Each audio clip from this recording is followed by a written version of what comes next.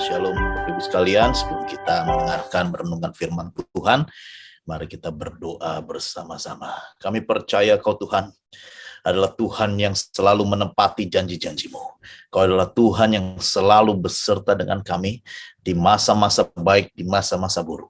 Kami percaya ya Tuhan, walaupun setiap berita-berita yang kami dengar di dunia ini terkadang membuat kami gemetar, terkadang membuat kami khawatir, tetapi firman Tuhanlah yang menjadikan kami kuat di setiap masa, di setiap fase kehidupan.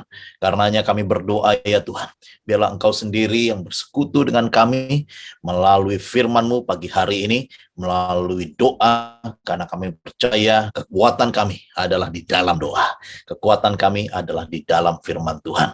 Dan pagi hari ini kami mau merenungkan firman-Mu, dan kiranya firman itu sebagai benih yang jatuh di tanah kami yang subur, dan memberikan kepada kami kekuatan. Di dalam nama Tuhan Yesus Kristus kami berdoa dan mengucap syukur. Yang percaya katakan amin. Haleluya. Puji Tuhan. Shalom Bapak Ibu sekalian.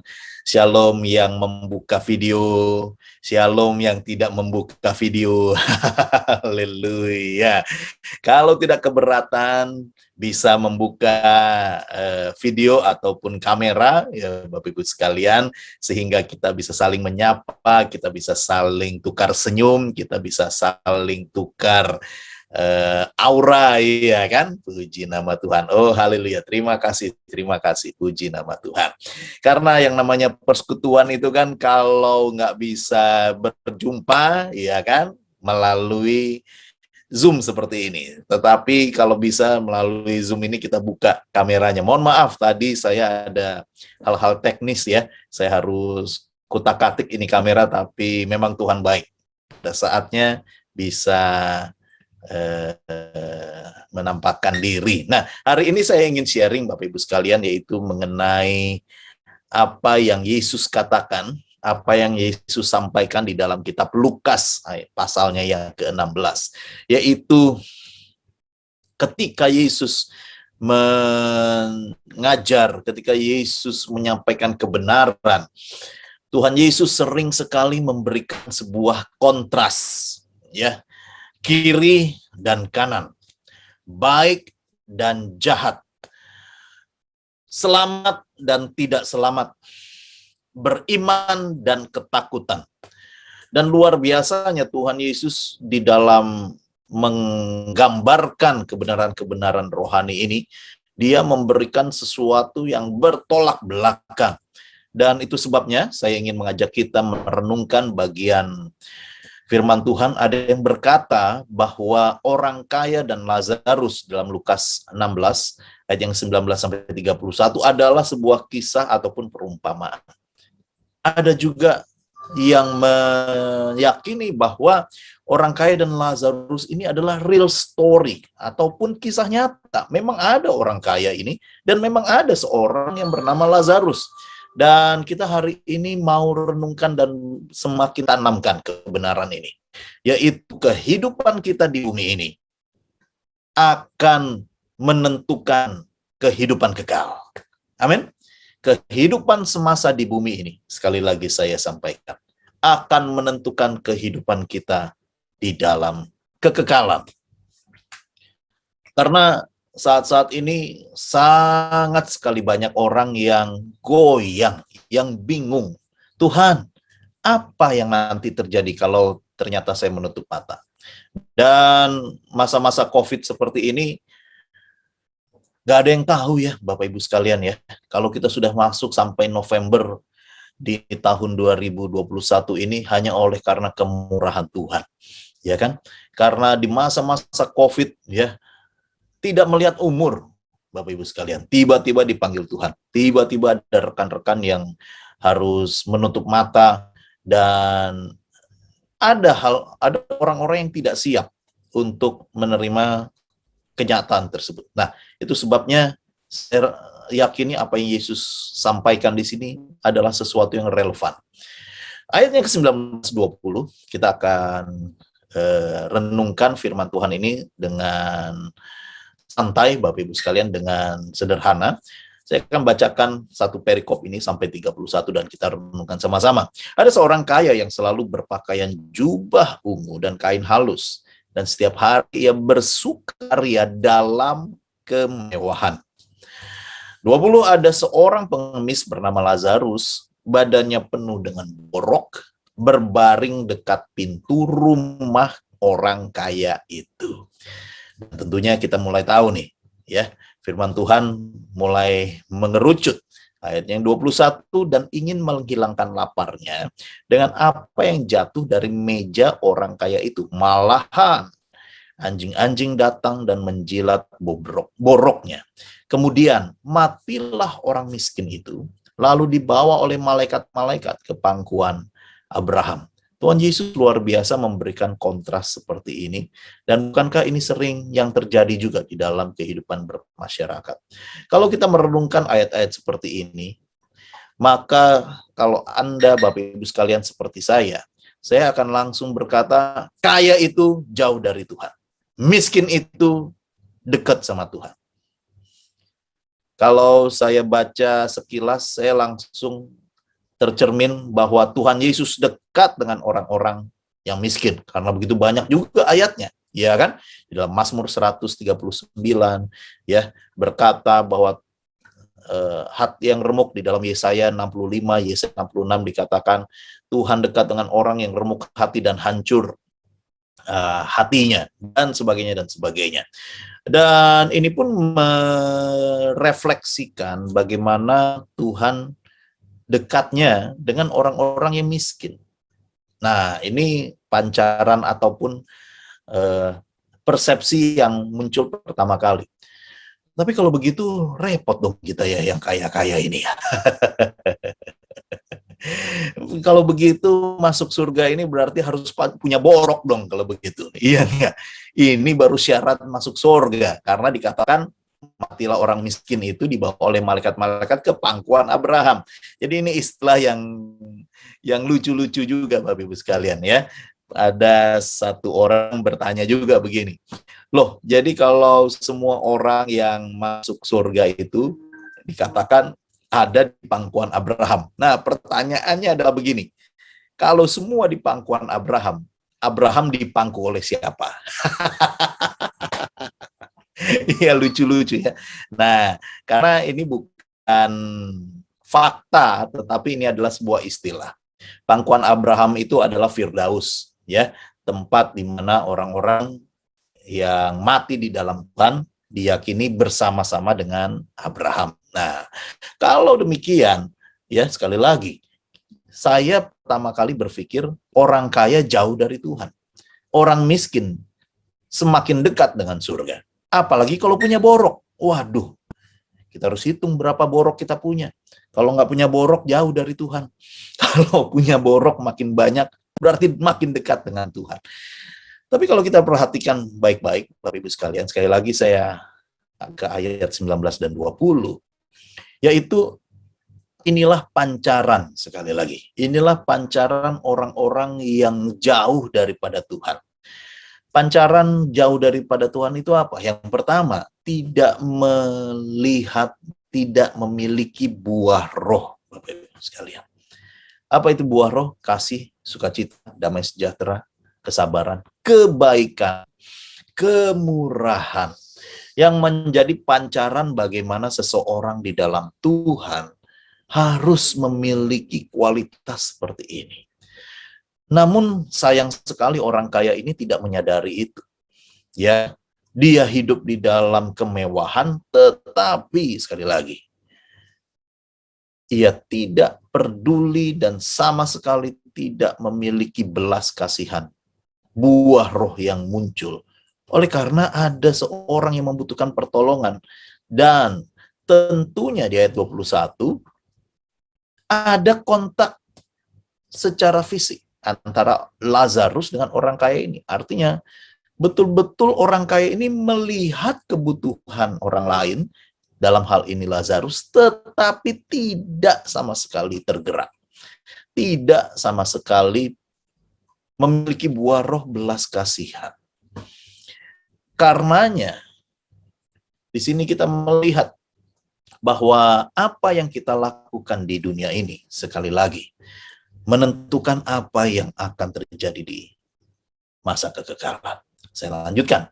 23 orang kaya itu juga mati lalu dikubur, dan sementara ia menderita sengsara di alam maut, ia memandang ke atas dan dari jauh dilihatnya Abraham. Dan Lazarus duduk di pangkuannya. Haleluya.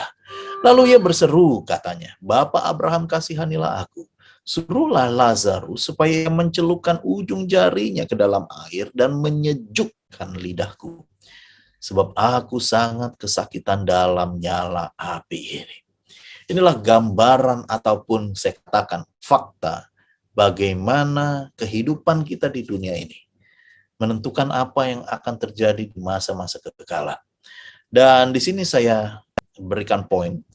Yang pertama, kita semua manusia menghadapi kehidupan dan juga akan menghadapi kematian tanpa terkecuali. Tidak melihat strata, tidak melihat kekuatan keuangan kita semasa kita hidup, dan juga tidak melihat seberapa sehatnya kita. Sesehat-sehatnya manusia, bodybuilding, otot besar juga meninggal. Ya kan, olahraga setiap hari itu perlu. Tetapi fakta yang saya kaitkan dengan di sini adalah sesehat-sehatnya manusia tetap akhirnya harus mempersiapkan hidupnya, masa transisi masuk ke dalam dunia kekal.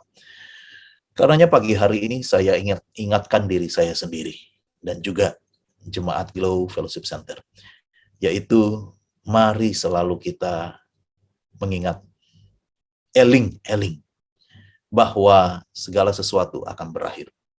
Kehidupan di bumi ini menentukan apa yang akan kita lakukan dan kita nikmati di dalam dunia kekal. Saya selalu senang melihat Pak Stanley, ya, sudah punya cucu, ia kan digendong sana, digendong sini. Wah, rasanya memulai kehidupan di dunia ini betul-betul penuh sama kesempurnaan, ya. Baby itu adalah kesempurnaan hidup. Yaitu apa? Waktu sebuah kehidupan masuk dalam dunia ini, itu adalah yang disebut kalau di dalam teologi tidak memiliki dosa, yaitu betul-betul hidup yang diberkati oleh Tuhan, karena segala sesuatu dipenuhi, segala sesuatu tentunya di cover oleh orang tua, bahkan oleh kakek, opa dan oma, dan itulah awal kehidupan, tidak memiliki dosa. Karena tidak ada kecenderungan sedikit pun tentang dosa. Tapi berjalannya waktu, ya, ketika anak berumur menjadi balita, bawah 5 tahun, dan kemudian mulai remaja, ada sesuatu yang terjadi, yaitu apa? Yaitu free will, Bapak Ibu sekalian. Tuhan mulai memberikan kepada kita kehendak bebas untuk menentukan langkah kehidupan kita di dalam dunia ini. Sayang sekali, saya kembali ke orang kaya. Orang kaya ini ternyata mengumbar ambisi dan kerinduan hatinya sendiri. Hati-hati dengan nikmat dunia. Hati-hati dengan semua glamour ataupun kegemilangan dunia ini. Karena Yesus berkata, apa gunanya mengalami semua dan memiliki semua kekayaan dunia ini, tetapi kehilangan nyawanya. Orang kaya ini kekurangan satu hal, dia tidak mempersiapkan transisi masuk ke dalam dunia kekal. Dan akhirnya ia kehilangan segala-galanya. Saya teringat dengan Napoleon Bonaparte, yaitu seorang jenderal yang menguasai seluruh dunia Eropa pada zamannya. Dan ketika dia meninggal, dia minta sebuah perlakuan khusus, yaitu peti matinya, ya, dibolongi sebelah kiri dan kanan. Itu permintaan dia. Dilakukanlah demikian ketika dia meninggal. Lalu dia minta agar tangannya dikeluarkan dari 2 lubang sisi peti itu. Akhirnya dikeluarkan. Dan dia memberikan sebuah kata terakhir begini. Dulu aku sangat terkenal, tetapi ketika aku mati, lihatlah kedua tanganku tidak menggenggam apa-apa. Dan aku tidak tahu apa yang akan terjadi karena aku tidak mempersiapkan masa transisi masuk ke dalam dunia kekal. Segala sesuatu ketenaran, kekayaan, pencapaian harus dilepaskan. Kiranya kita semua semakin mengingat apa yang ia alami, Bapak Ibu sekalian. Karena tidak peduli seberapa besarnya kita, ternyata kita harus menghadapi masa-masa dunia kekal. Saya juga teringat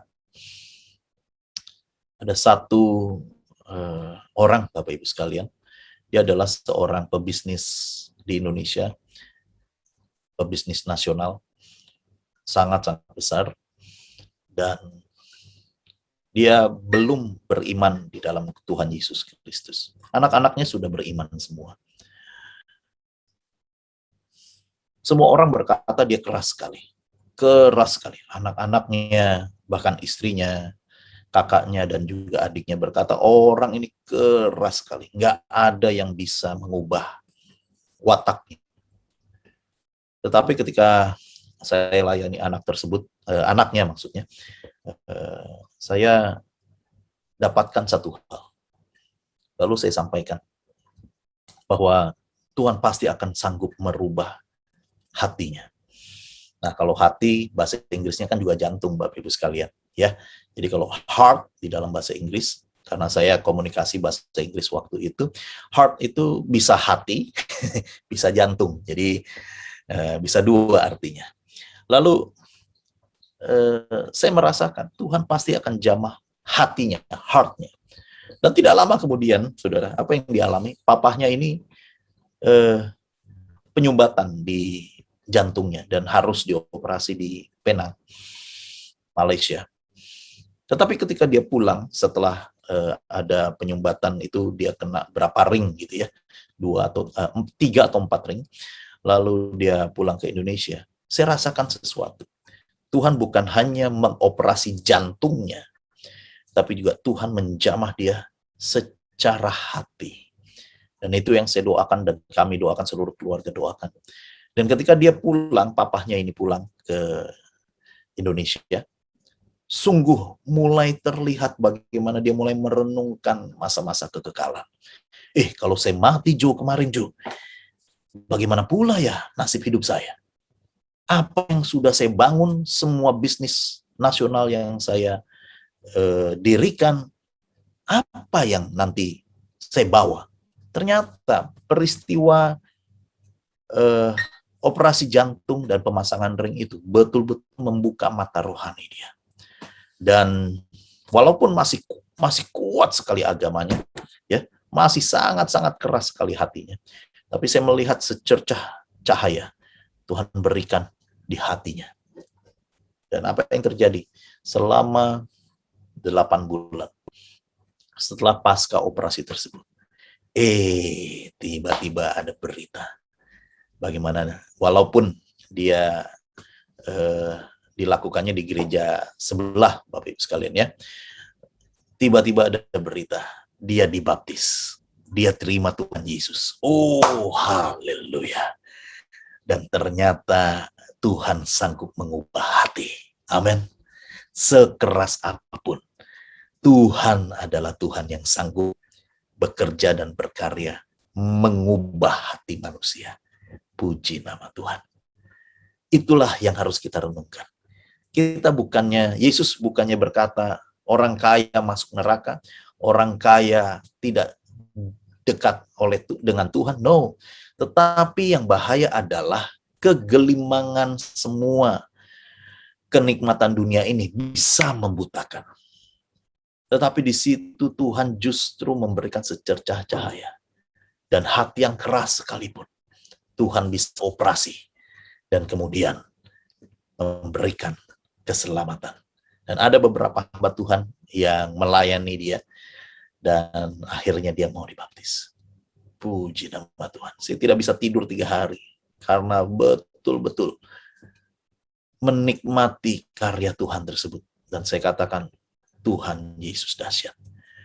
Kita lanjutkan, ayat yang ke-25-26. Abraham berkata, anak, ingatlah kau telah menerima segala yang baik, sewaktu hidup, sedangkan Lazarus segala yang buruk. Sekarang ia mendapatkan hiburan dan kau sangat menderita. Selain daripada itu, di antara kami engkau terbentang jurang yang tak terseberangi, supaya mereka yang mau pergi dari sini kepadamu, ataupun mereka yang mau datang dari situ kepada kami tidak dapat menyeberang. Sekali lagi Bapak Ibu sekalian, jangan terjebak dengan berkata bahwa orang yang sudah nikmati hidup di dunia ini, sudah habislah hokinya. Nanti di dunia kekalan mulai saatnya dihajar. Dan orang yang menderita di dunia ini, nah nanti di dalam dunia kekal, itulah saatnya mereka menikmati. Gantian istilahnya. Tidak demikian.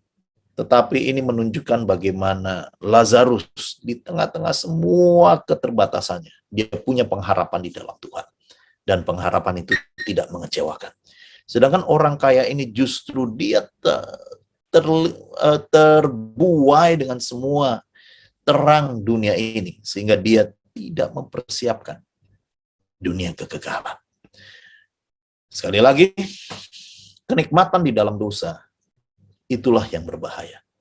Tetapi kekekalan tidak ditentukan hanya dengan berbuat baik. Sekali lagi, tetapi perbuatan baik adalah buah daripada kekekalan dan kekudusan. Amen. Lalu kata orang itu, kalau demikian aku minta kepadamu, Bapa, supaya engkau menyuruh dia datang ke rumah ayahku. Sebab masih ada 5 orang saudaraku, supaya ia memperingati mereka dengan sungguh-sungguh, agar mereka jangan masuk kelak ke dalam tempat penderitaan ini.